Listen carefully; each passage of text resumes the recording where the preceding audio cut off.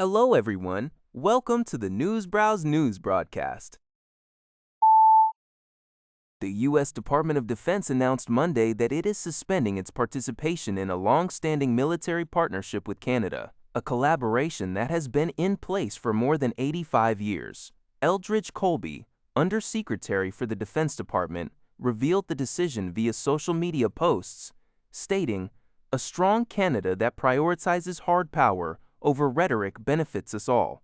Colby criticized Canada for failing to make credible progress on its defense commitments, leading the department to pause the Permanent Joint Board on Defense to reassess its benefit to North American security. He also referenced a video of Canadian Prime Minister Mark Carney's speech at the World Economic Forum, where Carney advocated for alliances with countries other than the United States and warned against relying on larger partners in light of President Donald Trump's tariff war and calls for Canada to become the 51st state. The U.S. believes real powers must sustain our rhetoric with shared defense and security responsibilities. According to Colby, this news comes from UPI. The Epoch Times reports that U.S. President Donald Trump explained on Friday, May 15, why 3 Chinese oil tankers laden with Iranian crude were permitted to traverse the Strait of Hormuz this week.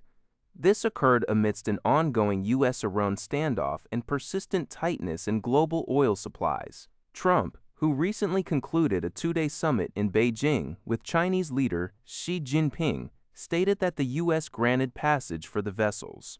Both leaders agreed on the necessity of reopening the Strait of Hormuz, though specific steps for achieving this remain unclear.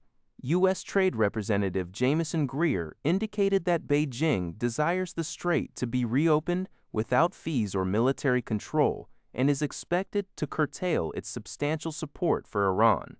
Concurrently, Iranian President Masoud Pezeshkian asserted that Iran would maintain effective and professional monitoring and control of the strait under international law once the current instability is resolved. The U.S. is facing mounting pressure to de-escalate the conflict, restore access through the strait, and mitigate soaring energy prices ahead of the November midterm elections. Indonesia has officially received 6 French-made Rafale fighter jets, with President Prabowo Subianto emphasizing the critical need to enhance national defense capabilities in response to the current era of uncertainty and global geopolitical instability. During a ceremony at a military airbase in Jakarta, President Prabowo stated that Indonesia, which maintains a non-aligned foreign policy, must continuously improve our defense capabilities as a deterrent force. He underscored that defense is the primary prerequisite for maintaining stability, with no other interest superseding the protection of Indonesia's own territory. This delivery is part of an $8.1 billion agreement signed in 2022, when Prabowo was defense minister, to procure a total of 42 Rafale jets. The Indonesian Ministry of Defense confirmed that 3 jets were delivered in January, with another 3 on May 18th. The package also included 4 Dassault Falcon 8X business jets and 1 Airbus A400M Atlas transport aircraft, the second such transport plane Indonesia has received. Security analysts suggest that despite increasing budget pressures due to rising global oil prices, Indonesia is unlikely to withdraw from the Rafale procurement contract. This report is from the Liberty Times.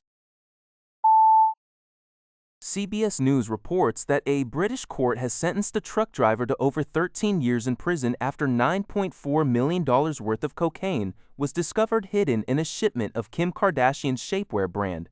Skims. Jakob John Konkel, 40, was stopped by border officials at a port in Essex in September while driving a truck carrying 28 pallets of Skims clothing from the Netherlands. Authorities found 90 kilograms, 198 pounds of cocaine, wrapped in 1 kilogram packages, concealed in a specially adapted compartment in the truck's back doors.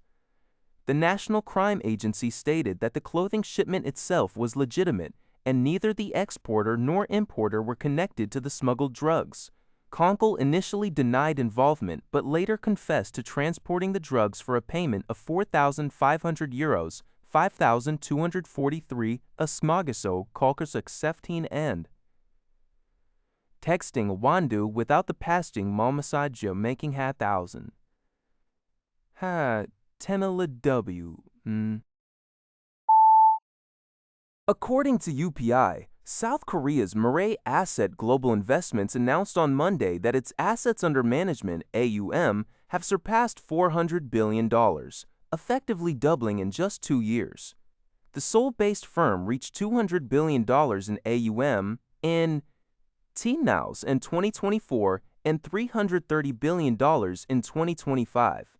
This significant growth is attributed to the strong performance of its key investment platforms, including Global X, which manages 7 Narding 47 exchange-traded funds, ETFs, across 13 international markets like the United States, South Korea, Canada, Europe, and Japan.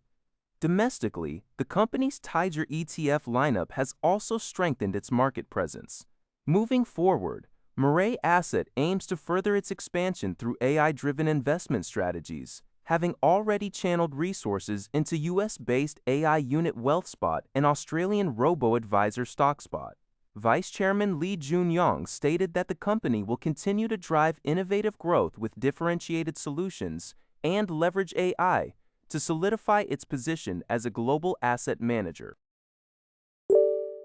That's all for this video.